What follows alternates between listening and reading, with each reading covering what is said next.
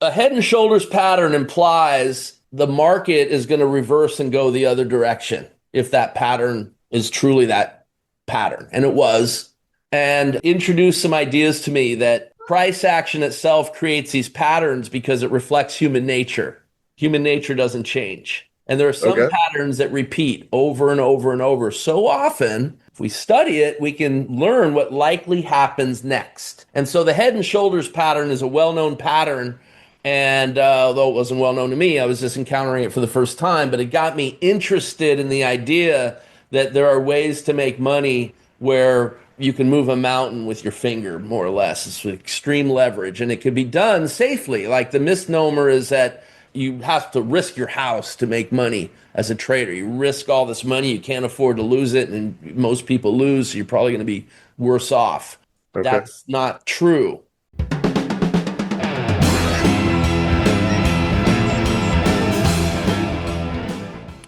Welcome to another episode of the Backpack Trader Podcast. And today I am your host, John Reed, and I'm interviewing the one, the only, all the way from California, Troy Noonan. Give it up. How's it Hey, going, thanks Troy? for having me on my show. It's a privilege, man. I felt like I was supposed to be here. Anyhow, I just want to, what we're trying to do is communicate to our audience and just have Troy share from his heart today, what inspires him to be the backpack trader, what brought him this far, how he intends on continuing the brand and making a difference in the world. So with that being said, first of all, Troy, tell me what gets you excited about trading? Why do you feel like there's this thing in your gut that you want to be a trader? Yeah, first of all, let me just thank you for inviting me on again. It's interesting having the tables turned and being a guest as opposed to being the interviewer. I think I like being interviewed more than interviewing. I don't know. It's just kind of fun, especially when you ask me questions like this that are a little bit, I mean, they're related to trading, but really it's more about like lifestyle and living and I mean, with all the things one can choose to do, why choose to sit in front of a little computer and watch a little colored bars go up and down and push a button and like what's so exciting about that? And the only thing I could really say, just to cut to the chase, is that it's the fastest way I know to make money with as little effort as possible. So, leverage, we throw that word around like it can mean so many things, but what it really means is you can use your finger to push on a mountain and push the mountain over to another space. It's like a very Huh. little bit of effort to move a big amount of whatever, right? And Okay. what is more leverage than being able to push the green button if the market's going up and push the red button to get out with profits in hand? That's a life-changing thing if you get it right. It sounds like a video game. Did you play It video can be. games? Well, that would make a really fun video game, actually, but it is like a video game, but it's more rewarding because you don't just get a bunch of gold stars falling into your account. You get actual real gold filling up your account. I So, like it. yeah, the reward is a little more tangible. So growing up, did you know any traders? No, I didn't even know what trading was other than, well, let me take that back. I was a trader before I knew it because when I was in the fourth grade, let's go Okay. back, right? Want to go Yeah, back to the beginning? absolutely. Yeah. Okay, well, I saw my parents working their asses off and still struggling. What did they do for And, work? well, my father was a carpenter Okay. and my mom was a ballet instructor. She taught children how to dance, which was kind of Cool. cool. And I Cool. was exposed to that. So I had a real creative background. But I also realized that there's got to be other ways to make money, well, that a fourth grader can do. I think I was 10. So I got really interested in Dan Gurney racing decals. Do you remember that? Do you ever get into No. stickers? All right, well, That ages you, ST. buddy. What's that? Predates I you? said that ages you. All the car part manufacturers had those really cool stickers, and it was really big in those days. We're talking a long time ago. Okay. And so I started a sticker collection, and then all my friends were kind of envious and wanted the stickers I had. And so I started going to the library and taking out hot rod magazines, and then I would write letters to the car manufacturers that were advertising in these magazines, Wow. asking them to send me all their racing decals and stickers for free. Yours truly, Troy Noonan, in fourth grade writing, right? At And 10 years within old. yeah, well, however old you are in fourth grade, I think it's 10. And so my mailbox started filling up with envelopes full with stickers. So they That's actually so cool. answered my letters. And then I would turn around and sell them to my friends for 50 cents, 25 cents, $1 for the deluxe one, and this and that. And the next thing you know, I had my own little business working. That was a trade, right? I learned how to turn nothing into something, basically. So that's where it all Incredible. started. Okay. So, in your heart of hearts, always had this entrepreneurial drive, right? So, what do you think inspired not just the trading, but you start out with this idea, it turns into money, right? And then you kind of continue on in that path. And then, maybe the lights come on at one point and you're like, man, I just feel like this, maybe you don't even feel like it. Maybe you just wake up one day and you're there, right? So, what next thing gave you this drive, to want to be this entrepreneur?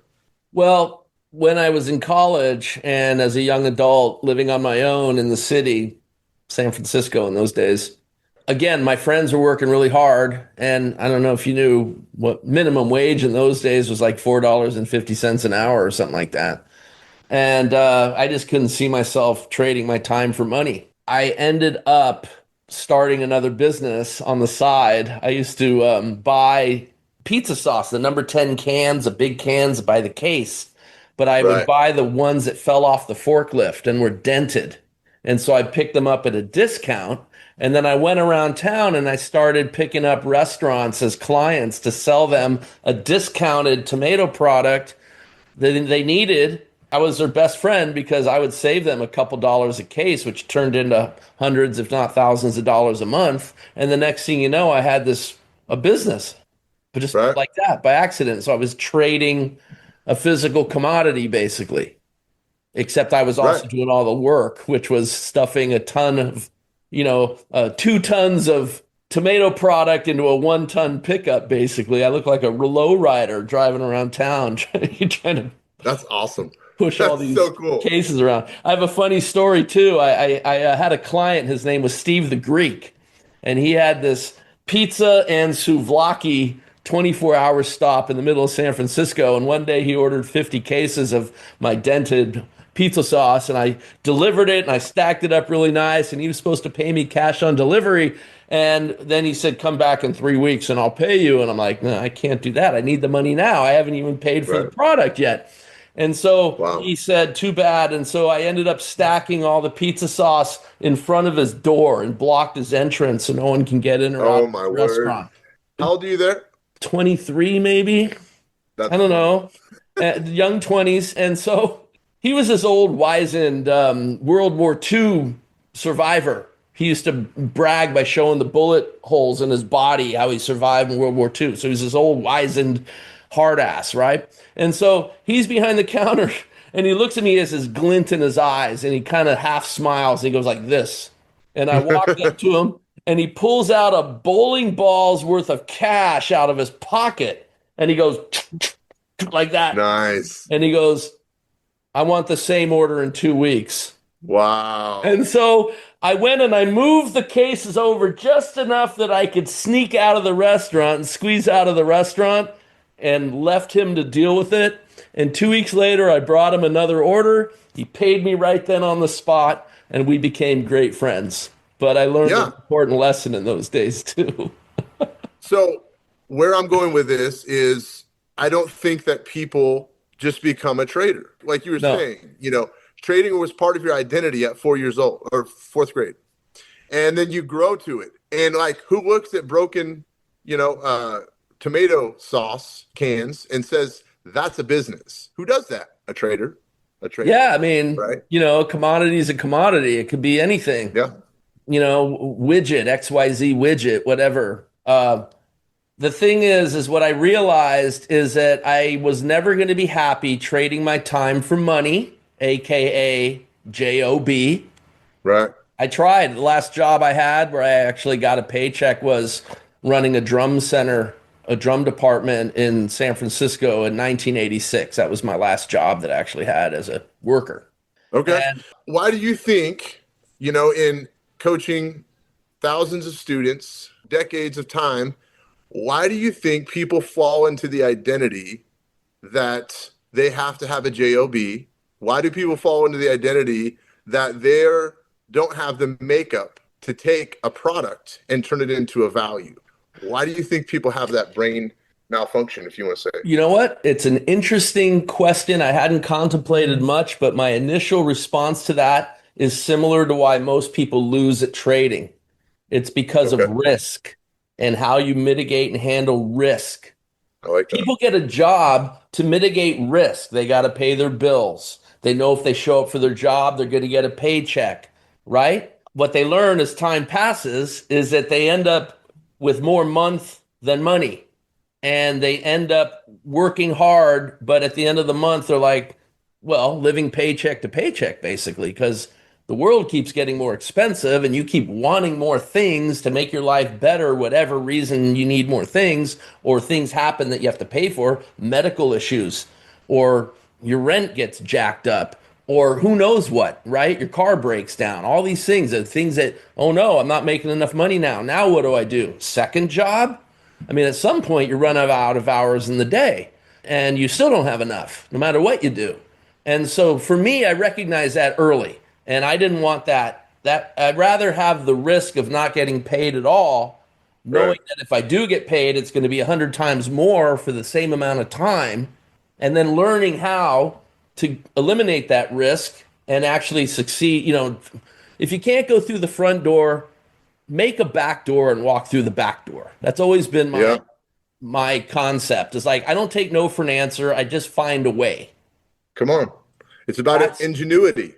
Yeah, I mean, you have to have faith in yourself and your ability and realize if you don't know something, you can learn it. Learn it. So And, you and you look don't back. have to always be right. You can fail, but there's a thing called failing forward. If you don't fail, you don't learn anything. Learning is more valuable than anything. So taking it back to your household you grew up in, it sounds like you had a totally different mentality than how your parents understood things. I mean, it sounds like your mother was a coach, she was a ballet teacher, but your father was a construction worker. Did any of that bleed into your mindset of that's not what I am?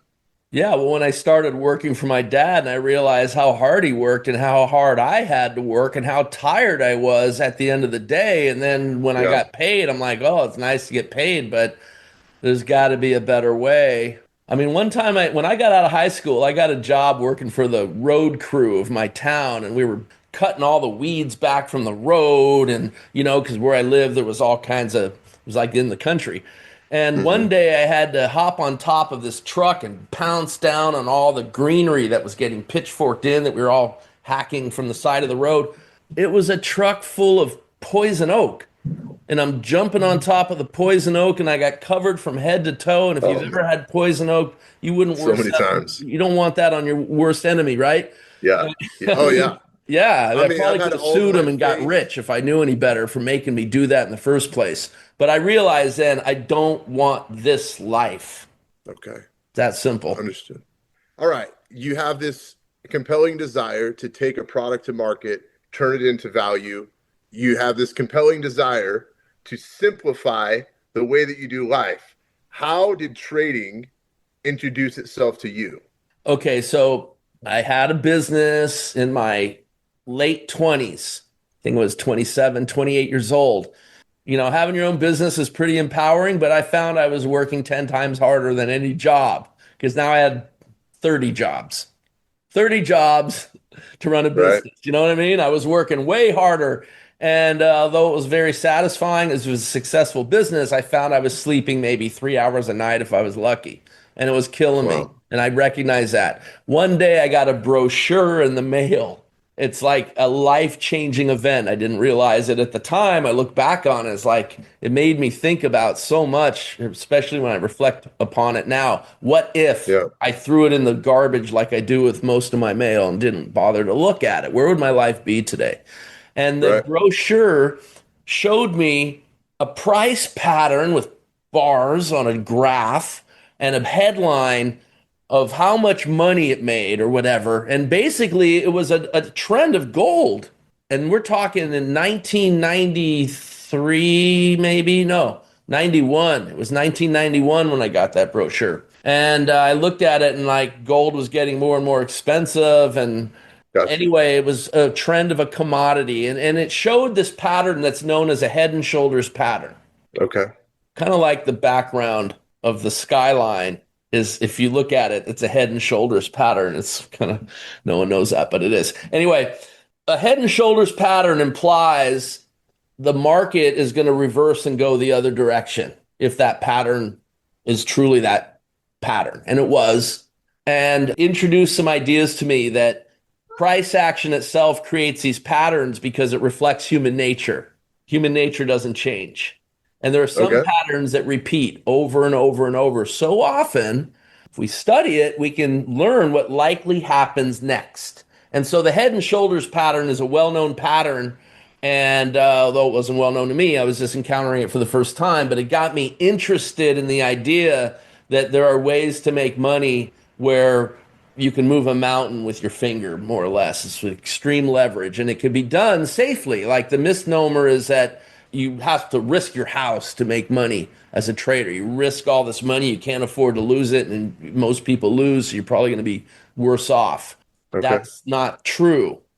That's true unless you are taught the proper way to trade, and it's not just how to trade, but it's how to manage risk. Just like what I was saying, why people get a job in the first place. Exactly. So that's where the correlation is. It has to all do with how you handle, it's how you think about risk and then how you manage it. Okay. So you get a flyer in the mail. Yeah. It's got a pattern introduced. Have Yeah. you recognized the pattern before? No, I'd never even seen a price pattern before. I was like, that's why it was so interesting to me. So It it's was compelling. So brand new idea. what told you this is a head and shoulders pattern and it's giving you an indication, there's a downward trend. What gave you that intel?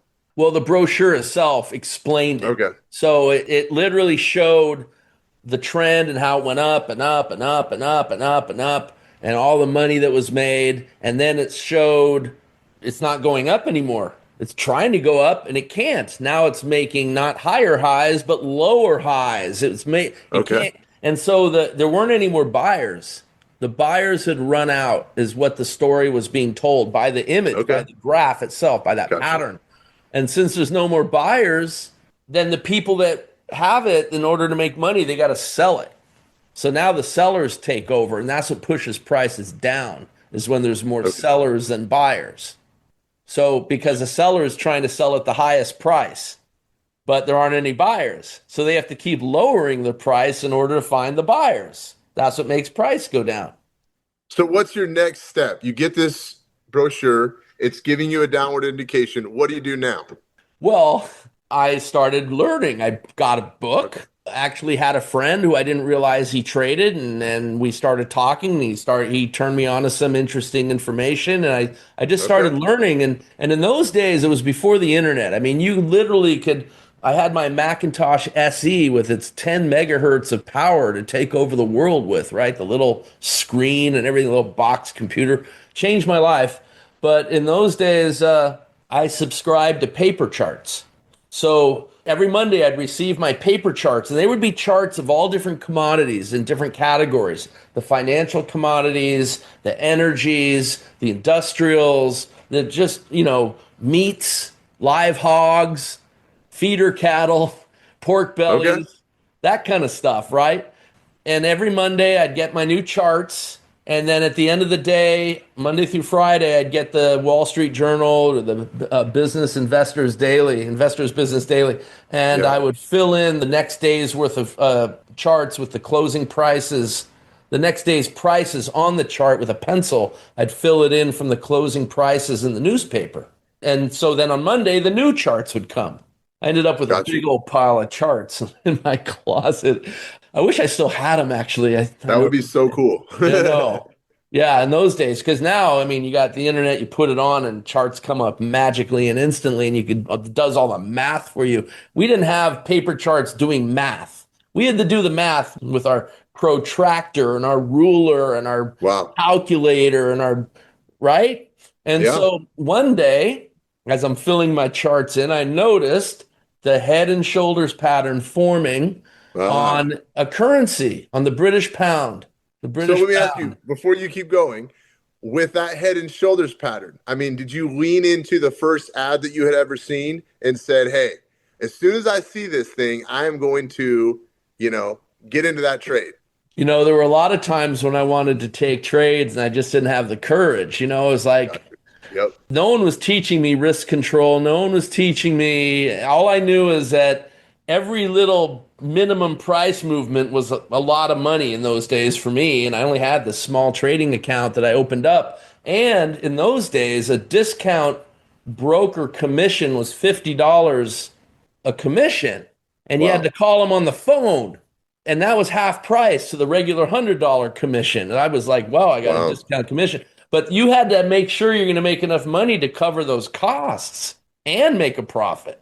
It wasn't easy, especially if you didn't know what you were doing. You're just learning, right? And clocks right twice a day. I mean, maybe I get lucky and then I think I'm a great trader and I proceed to lose all my money afterwards because I got lucky. So all of these things are going off in your head while you're trying to be a trader, Yeah. a person who wants to be a trader, and you see a head and shoulders pattern, and you're like, I'm going to jump on this one. Why did you have the courage to jump on that one and pass up all these other trading opportunities? At some point, you got to shit or get off the pot. Okay. I mean, it got to the point where, first of all, my business was making money. So the risk that I was going to take on was going to be measured. Like I knew how to put a reversing order, so I knew what my risk would be. So if the trade didn't work out, it would go the other way, stop me out for a loss, but it was a manageable loss. It wasn't going to change my life. If I lost Okay. all the money on this trade, I'd wake up tomorrow, my life would not be materially different. I would just Okay. feel like I got kicked in the shins, which is a good Gotcha. metaphor to keep in mind. It's okay to get kicked in the shins as a trader as long as you don't lose your legs. And I had that idea in my head already in those days because I'm working too hard to foolishly throw my money away. So I knew what my risk was. And I also knew from the brochure that I got early on that got me interested in trading that this could be a great trade. And so I called my Okay. broker and I shorted the British pound, which means I would make money if the value of the British pound went down against the US dollar. Because you know how it is when you have a foreign exchange, right? If you ever travel and you try to exchange money, there's always fluctuating the value of the one currency to the next. And it was like that, of course, in those days too. By the way, this was before the euro. This is when all the European countries had their own currencies. The Deutschmark in Germany, the Italian lira, the French franc, et cetera, et cetera, et cetera. Right. So there was no euro. This was before the euro. And so I shorted the British pound against the US dollar and talk about the broken clock being right twice a day. This was the broken clock being right at the, you hit the jackpot because what I didn't realize at the time was I unwittingly fell upon went down as a very infamous trade in history called the trade that broke the Bank of England, Wow. which I didn't know at the time. In fact, it was in the process of being broken at the time. I got on the same trade that billionaire George Soros he was shorting the British pound against all the major currencies. And the British pound was in the process of losing close to 25% of its value in a Wow. very short amount of time. You can imagine how devastating that would be for a Yeah. country. $100 becomes $75 in a short time frame. Yeah, so put that on a massive scale on a country Right. and imagine that you're working really hard and your money's worth 25% less, but you're not getting a Exactly. 25% raise to make up for it. And So it was a then massive trade. as Okay. permeates through all of the population and affected the whole world because the British pound was it still is, it's a very important currency in the world. Right. So I shorted the British pound, and when I got out of the trade, I was thrilled. I made several $1,000s, and it was more money than I'd ever made for doing nothing in my life. Well, I Gotcha. did something, but I didn't, obviously I'm filling in charts and I'm learning but the actual act of placing a trade, getting in Right. and getting out and having a big old pile of cash as a result was, I mean, there's nothing like it. Once you experience that once, you wanted to, it's like a drug. You want more, Yeah. right? But more Yeah. importantly is what it can do for you. Because I took my several $1,000s and backpacked through Europe for 3.5 months, which was a life-changing event for me. Soros made billions. I didn't even know who he was yet. I still hadn't learned that I was on the same trade as him. I learned that later. But Right. Soros made billions. I took my several grand backpack through Europe, and I play drums, so I drums aren't portable. So I picked up a set of bongos. Those are portable. You should have seen me with my big old backpack and my bongos schlepping around Europe. I'm like, nothing was going to hold me back. I'm like, I'm strong. I can do this. And so I'm sitting in with street musicians all over Europe, basically. The gypsy lady dancing around, passing the basket, keeping all the money for herself while we're playing. And all that happened. It was so fun playing for free beer in bars around Italy. That's what I did. I met a Venezuelan musician, and we go and he'd be playing Beatles songs with people dancing on the table. I'm playing drums to it, and he didn't even know English, so he's phonetically singing Beatles songs. It was so funny. It was, That's so cool. yep. But we had so much fun, and so eventually we went our separate ways. And when I got back to San Francisco, I received a fax from him inviting me to hang out with his band and study new Venezuelan rhythms. And so I went to visit him in Caracas, Venezuela. This was on January 31st, 1995. I remember the Okay. date because the very next day on February 1st, in less than 24 hours of being there, I ended up meeting the woman who I've now been married to for going on 31 years. Awesome. Got two kids in their 20s. Soros made billions. I made a family, wife and kids. Awesome. But I always tell this story not to talk about me, but to impress upon how important it is to get trading right for what it can do in your life. Yeah. It can change your life if you get it right, and anyone can do it. I didn't know anything about trading when I started. I didn't have the benefits that everyone has now with being able to just log in and pop it up on your computer and place a trade by pushing a Right. button. And, Right. so it's 10 times easier to do now, but it's also 10 times easier to lose your money if you're not careful. So it's important that you got to do it right. You have to take the time to learn how to do it the right way. And So it's worth doing. let's address the family aspect. Okay. Okay. So now I'm a trader, right? You're a trader. Okay. And you met your wife. That probably wasn't in the works. Were you planning on meeting your wife? No, I wasn't planning on anything in those days. I was No. free, a And the level of difference freedom I'd never between known before, and I was never going to give it up. and the difference between how you grew up in relation to now you're a parent and you have this whole new dynamic for teaching wealth. How has trading impacted your family life and how you're able to give a legacy to your kids? I mean, is it a thing for them? Speak to that. When I started really trading professionally and getting into the trading education business, that all happened by accident too. Because, there's a big gap between that story I just told you and when I started trading for real money and to teach others. It was like you're talking 20 years in between. So a lot happened. But when Okay. I started calling a live trade room, basically, and it's a meandering story that got me to that point. But my kids used to witness me getting up before they got up, and they'd come in and they'd start arguing where you see these little baby hands. My son would say, "Daddy, I want the green bar to win." And my daughter would say, "No, That's I want cool. the red bar to win." And they were arguing while I'm trading, and there's this like the cutest thing in the world. And I All always right. talk about, you want to trade mistake free. And there's just the techniques. This is one of the things I teach and how to learn how to trade your trade plan without making mistakes. Well, one day I went to get a cup of coffee. I had an alert set and I heard it going off and I had to rush back to place a trade. And I stepped on a skateboard that my little son had left right in the walkway, and it was dark and I didn't see it, and I fell on my ass, and the coffee cup went flying out of my hand, smashed onto my desk, shorted out my keyboard, and Oh my man. computer shut off, and I missed the A Home trade. Alone. moment. I missed the trade. And I would say that's an example of a mistake. So you Yeah. learn how to trade without mistakes. That's a mistake you don't want to make. I mean, it could have really hurt myself. It did hurt in a lot of ways. But what hurt most was that was a trade that would have been a successful session for me that day.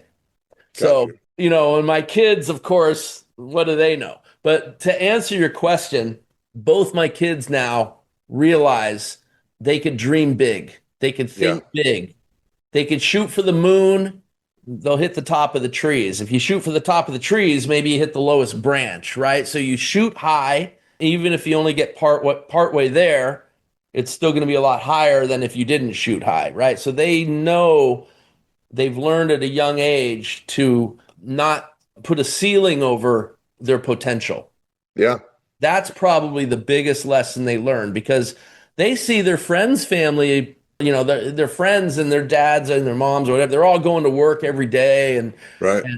and I don't, Right. and I think they like that better. So they're influenced by that, right? Absolutely. Absolutely. I think it changes the dynamic for how people treat money, how they see the world. Most people see the world from the lens that they are owned by someone else. And if it's not someone else, then it's something else. Yeah. But there is no freedom dynamic. We're supposed to live in a free country. And the reality is, we don't necessarily choose that route. We choose the path with the least resistance, but the most bondage, I find. So, one more thing is in terms of trading, when did you get compelled to help other people? When did that become a part of Troy Noonan where you're like, now I'm a trader. Now I want to be a trading coach? What turned the lights on for you? That's an important question. And it's a question I hope everyone reflects upon for their own lives and what it means to them too, because I'm a big believer that we have a choice to, I think we have our own personal responsibility to do our best to maybe leave the world in a better place than when we entered it. Like, what power do we really have to make the world a better place other than just making yourself a better person? Imagine if everyone in the world made themselves a better person. Right. How great would this world be? All you have to do is make yourself better, and that's it. It's true. And then you know how it is when someone smiles at you and it makes you happy. They give you a compliment. Now you feel good. Maybe you say something nice to someone else. And there's this chain Yeah. reaction that you get. Yeah. It turns into where 1 + 1 is way more than 2, right? There's a much bigger benefit. And the opposite is true when someone pisses you off. I mean, just look at what road rage is all about. You know, the chain reaction that can cause. Again, end up someone shooting someone basically for something Yeah. stupid. Like, that's the opposite, right? So I learned this when I started hosting a live trade room, which I called a live trade room for 18 straight years. That's a Wow. lot of market time. I mean, Yeah. talking about tens of thousands of hours more. And Wow. then all the people that were in the room that were, I had to be good at what I was doing because they're following what I'm saying. And it could really hurt them if I get it wrong. Right. Trading, you can't be right all the time. Trading is all about taking advantage of the odds and then losing less when you lose and losing more when you win and winning more often. That's a good business if you think about it. That's like dented, unlabeled pizza sauce that falls off the forklift. Maybe every 10th one is rusted and I have to throw it in the garbage. But the Right. other 9 is still good and I can still sell and make a profit from, Sure. right? So it's the same thing. With trading, you're going to lose some trades, and it's okay as long as you're growing your account. In the end, it's all the trades that matter. It's not just the random ones. There's always going to be losing trades. There's no way to have 100% winners. It just doesn't Right. exist. If it did, trading would be illegal. Then where would we True. be? Utopia? I don't know. Probably Very food true. for some cannibal. Who knows what? So to answer your question, I felt like I can make as much money as I want, but when I die, I can't take it with me. I'll leave it for my kids. I want them to be able to make their own way in life anyway. Right. But what I can leave behind is a legacy of people that I helped. So instead of just helping make myself a better person and make the world a better place, I'm helping others improve their life. So I'm able to leverage that idea and make the world a better place in a much bigger way just by doing what I love to do. So I like helping people. There's nothing more satisfying than getting an email from someone that says how this has changed their lives in such an amazing way. And I got tons of these emails that come all the time. And it's like nothing makes me more satisfied than that, Right. you know? Absolutely. It's And I even think better than a great pizza. that's the mark of a great coach. You That was can a do it joke, by the for way. yourself, but when your skill set is amplified through the lives of people, it's no longer what you know. It's the power that you give somebody else to create that freedom and that lifestyle for themselves. Would you agree with that? Oh, yeah. I mean, people get into trading for all kinds of reasons, but in the end, and that is what I teach, the only reason is to make money. But why do you want to make money? You need a bigger reason. Money is just a means to an end. In other words, if I want to make money so that I could just wake up when I'm done sleeping and I don't have to answer to anyone and I can live my life the way I want to live it and be free to choose without all this encumbrance and all these obligations and worrying about not being able to pay my bills next month or whatever, this month even. So when you have money, you now don't have those worries anymore, which gives you an element of freedom. But what's your real reason? Yeah. Most So people trade for the wrong reason and they end up getting the answer that they're not happy with. they trade their risk for loss instead of risk for gain. Yeah, or they trade to avoid losses instead of trading to make money. Or they trade to prove that they're smarter than everyone else, which has nothing to True. do with making money at all, but Yep. it helps self-validate the reason for existing. I mean, there's True. all kinds of reasons why people trade. They think they're trading to make money. They say that outwardly and intellectually they probably are right. They believe it, but their actions and the things they do are different. If you know you're going to trade to make money, then you have to do the things that will make you money as a Yep. trader. And most people seem to miss that part. So I want to give you a personal experience working on the team here with the backpack trader. So within my first month of talking to some of your customers, I talked to Miles. Okay.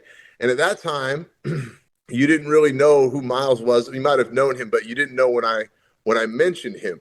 But this is what he tells me on the phone. Okay. I've talked to thousands of customers of trading education companies, thousands. Now it's probably like 50,000. But this is the first call I ever had where the guy said, last year, I made $75,000. This year, I'm on track for $150,000. And next year, I'm on track for $250,000. And I thought to myself, I didn't want to sound stupid, but I thought to myself, how do you know that? How do you know how much you're going to make next year? One of the principles that you teach is that most people trade just to trade. Their next trade is as good as flipping a coin because they don't have a wealth method for growing their accounts. How did Miles know that? Because he was growing his accounts using CEO methods for capital growth. Is that true? Yeah, so the reason why I didn't know who Miles was at first when you mentioned him was Yeah, because I had to think for a second. Miles was always a name in the attendance list of right, my trade room dating all the way back to when I started. Like he was probably the first one to join, and he never interacted. He didn't right. text, but he was there Monday through Friday, never missed a session. I missed sessions more than he did, and I hardly ever missed a session. And 10 years later, he's still there. 18 years later, still there. And Yeah, one day I said, hey, you know what? I'm taking a break. And that was the end. I never went back to it. That was in 2022. And then you talked to him after that. So when you yeah, mentioned him, it jogged my memory. I'm like, Miles, that Miles? That's the Miles? yeah, And it was. That's who you're referring. So he was just quietly learning and doing. And yes. it's a great story because isn't he came to this country from Sri Lanka as a child, not even speaking English. That's right. I had a hard time, understanding what he was saying, okay, except for I understood those numbers, right? He knew those numbers well too. But the reason I bring him up, and I bring it up on all the phone calls I'm on, is that I've worked for about 20 different trading coaches throughout my career. And never once have I talked to somebody that knew what the outcome would potentially be because they don't have a method for growing their capital. They don't have what I tell people is we're not going to teach you every single word that involves market activity or what trading is. We're going to teach you a method that you're going to be able to apply over and over and over again for an indefinite amount of time. And when it breaks down, and it probably will, you're going to know how to fix it. We're not going to turn around and sell you another strategy. But the point is, where I think that, your genius can change the world is the ability to give people the power to grow wealth and not just make money. Right. And to believe in themselves enough, to believe in what they're doing enough, and to acquire the belief in it before they risk one penny. That's critical because otherwise the fear kicks in. And I always teach people starting out the desire to live and to not become extinct is very powerful. We're human Right. beings. But when you're placing a trade, you're trading into the future, something that hasn't occurred yet. So you have this trade, your money's on the line, and you're hoping for something to turn out a certain way, but you don't know if it will, and you have no control over it either. And it makes you feel very insecure because we interpret losing our money as a threat against our survival. And Sure. it's not a pleasant feeling. So we want to No. stop that feeling. So when you're in a trade and the trade's not working out and it's going against you, which a lot of winning trades go against you before they end up winning, but you don't know because it hasn't happened yet. And you're living it and experiencing it now for the first time, or it could be the 100th time again. And every time it makes you crazy. It's putting you one step closer to becoming extinct. That's how you interpret it on a primal level. And so you want to stop that from happening. You're going to do anything you can to stop that feeling. And it's all wrong. You end up with this self-fulfilling prophecy where you lose everything as a result, which is weird how that works. So you have It's to learn manifesting. that you manifest the worst case scenario that you're That's right. afraid of. And it's all Over and because of over and your over own again. actions and you're doing it to yourself, Yeah. not the market doing it to you. You're doing it to That's right. yourself. And what Miles learned way back in those days, and it was before I even understood these concepts, we kind of learned this stuff together over time, Yeah. is that it's all about math. Does math It is math. lie? No. When does math lie? When is 2 plus 2 not equal 4? That's right. Never. So you learn to focus more on the numbers and the math and not your feelings. Your feelings as a creature who doesn't want to become extinct has nothing to do with trading. It has to do with losing at trading, but it doesn't have Yeah. anything to do with trading. It's That's a person trying to trade, is what we call it. That's always been our emblem of how we begin. And it's okay, it's normal. But if you're going to trade to make money, you have to learn how to transform yourself into a winning trader, which we call the CEO of our trading business, because yeah. it paints the picture of exactly what it is we're trying to do. What is that business? If you're the CEO of your trading business, what does that actually mean? Does it mean you go to your office? Yeah, but it happens to be down the hallway in my pajamas. That's not what it means, though. It means that I'm going to create a trade plan, a plan on how to trade that's all mechanical rules that I could prove is going to make me money, and I'm going to get really good at it before I risk one penny of real money. And when I do risk that money, I'm risking it on something that's not even a risk. The risk is if you don't do it. The Right. risk is all the opportunity you lose, Certainly. right? There's always trade-offs in Like in life, economics. a lot of That's times right. opportunity presents itself, the doors of the kingdom open up, and people just are so stuck in their ways and so oblivious to it, they don't recognize the opportunity when it happens to them. They walk right past it. And you don't know how many opportunities like that you have in life. You don't. It's a Nope. finite number, Yeah. You but have to be willing to swing the bat. You have to be willing to take chances yeah, because at the end of the day, you never want to look back and say, if I only would have taken that one chance, because one chance that you turn down just turns into the next. Then you become a professional at saying no to the greatest opportunities that could yeah, change your life. yeah. Right. And So you living in fear. You're living fear, and where does that ever get anyone? I mean, what are destruction. you afraid of? Yeah. How about if there was some person, a personality type that you felt like if that person would only give this their whole heart, if they would really dig down like a Miles, that person could absolutely change their life. Tell me what that person looks like, who they are, Usually it's somebody they've got ideas that they're very almost stuck in their ways, you know, they've learned what they've learned in life and it's closed them off to learning something new. And also it's the person that has a hard time unlearning. Like there's a lot of ways to approach trading and most of them are wrong. And those that end up approaching it wrong get hurt and jaded and they're worse off. But that person still has the desire to succeed and the desire to trade, but they're going to be a lot more challenged because they're going to have to unlearn things. Is it harder to unlearn something to then learn something new? Or is it harder to be brand new and not know anything and learn something new for the first time? It's I don't easier. know.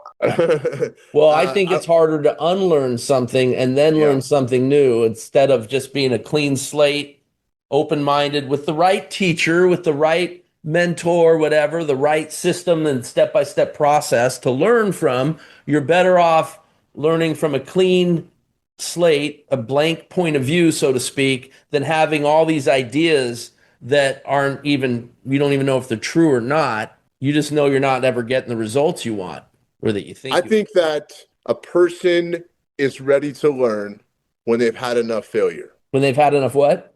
Failure. When they've had enough failure, they're ready to learn. So, having bad habits that have led you to the place of becoming teachable with a driven desire is the greatest possible person that, testimonial is the greatest possible profile for someone that can be truly successful. If you had not gone through a whole lifetime of trying to get to that top point and saying, I know that there's a better way, you might Yeah, have but it missed it takes when it, it's a unique person that can break a habit and start a new habit. yeah. Just think of terms of someone who needs to lose weight, someone who needs to diet. It's hard to change eating habits or you don't exercise. It's hard to start going to the gym. If you go to the gym for the first time after not going for a long time or ever, the next day you're sore. It hurts. It's like you don't want to get up and do it again. It's hard until you get to that point where you've created the new habit, and then it's like you can't wait to go to the gym, right? But it Okay. took time to get to that point. It's the same thing with trading. Or if you're trading wrong and you keep losing, losing, losing, and then you get these ideas, the market's conspiring against you, this Right. rigged, the system's rigged. Yeah. No, it's not rigged. It's just you need to learn how to do it the right way. So, um, what is the solution for people? If I'm the person that is trying to redeem myself, or if I'm trying to, come to this place that my trading hasn't worked, or if I'm the person that says, hey, an extra $2,000 or $3,000 a month, maybe I'm an older person, maybe I'm, 60 years old, I don't have a 30-year-old's back. So I'm not going to go out and get the next job that is really hard to get these days, right? I don't have the best resume to say that. For that person, what is the solution that can really turn the lights on for them?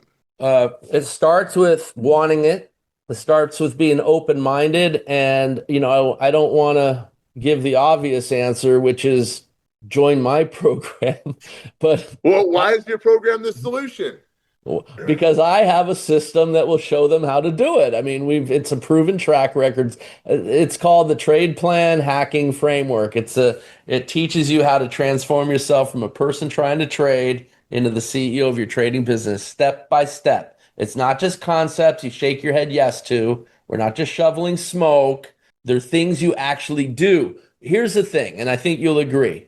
There's way too much information out there, right? You might get really good information that tells you to do this or that tells you to do this. And they could both be right at the same time and they're both wrong for you. There's too much information. Sure. But what I try to explain to people is that we don't need more information. What we need is transformation because Okay. we are not born to be traders. We're born to survive and to not become extinct. It's a primal need, right? There's a reason there aren't any more woolly mammoths running around the world or dinosaurs or whatever, but we're still here. We're here. I don't know if we'll be Yeah. here forever. The cockroach is still here. They have the ability to survive. They're survivalists. And so that's what we do instinctively. Trading is not instinctive. Trading is the counter to that. Trading is like if you reach out and touch a hot burning stove, hurts your hand, burns your hand. That's like taking a trade. If you lose, it's like touching a hot burning stove. Now, if I Right. tell you, reach out and touch it a second time, how's that feel? You don't like it. Well, guess Right. what? You have to touch it a third time. Well, you know who's going to be hurting after I say touch it a third time? Me, because you're going to punch me in the nose and run for the exit. You're not Right. going to reach out and touch the hot burning stove again and again and again and again. But when you take a trade and lose, that's what it feels like. Okay. Well, it feels worse. And now you have to take another trade. And then again, what do? We trade. We have to take trades. So you need something that's more important than the trade, whether it wins or loses. You need something where all your trades combined grow your account. That's winning at trading. And it's not a straight line because there's no way to win 100% of the time. We already know that's a fact. It doesn't exist. No one wins 100% of the time. Goldman Sachs doesn't win 100% of the time. You Okay. don't have to win 100% of the time to make money. So that's why I say you have to know why you're trading in the first place. It's not to win 100% of the time. That's good for your ego. It's not a good reason to trade. And it won't be good for your ego either because it's not possible. You trade to make But money. How does that happen? Like any business plan. And but that most people, and I'm saying this from personal experience, most people don't understand how to operate under a business plan. It's They an have an acquired idea, skill. You have to learn. It's like if you want to discipline. become a professional, whatever, name a profession, an accountant, you want to be a CPA, right? Say you want to be a professional accountant, a certified public accountant, a CPA, or any, you name it, doesn't matter, doctor, doesn't matter. Are you going to go straight to how to, let's just use doctor. That's a better example. Is your first class going to be how to do neuro brain surgery? No. Your first class might be learning how to do basic math, learn how to read and write English or whatever language. It might be learning a little bit of this, a little bit of that, general information, your Right. undergraduate studies, right? That's right. Eventually, you might get a degree, a BA or a BS or whatever it is. And then you might go to your master's and take a higher level and start specializing in something. And then you might get into medical school. And then you might specialize. And ultimately, you do end up learning how to do neurobrain surgery. But it took you years and years and years to get there. Yep. Without deductive reasoning, a person could never look at a potential symptoms and narrow it down to the likelihood that it is the one thing that it technically is. So all of the foundational work that it comes to be a professional doctor, you name it, starts with evaluating risk, and it starts with foundational understanding on how processes work. It also, I think it even comes before that. It starts with knowing what you want, or at least True. knowing you want something different. You don't even have to know what you want. You just know you want something different. You want something better. Just knowing that is enough to start with. And learning That's how right. to be a good trader, although it might seem like it's harder than becoming a brain surgeon, it's not. Becoming a brain surgeon is quite a bit harder. I don't know how to do brain surgery, but I know how to trade, and I'll no one knows this about me, but I literally dropped out of college like 7 times. Wow.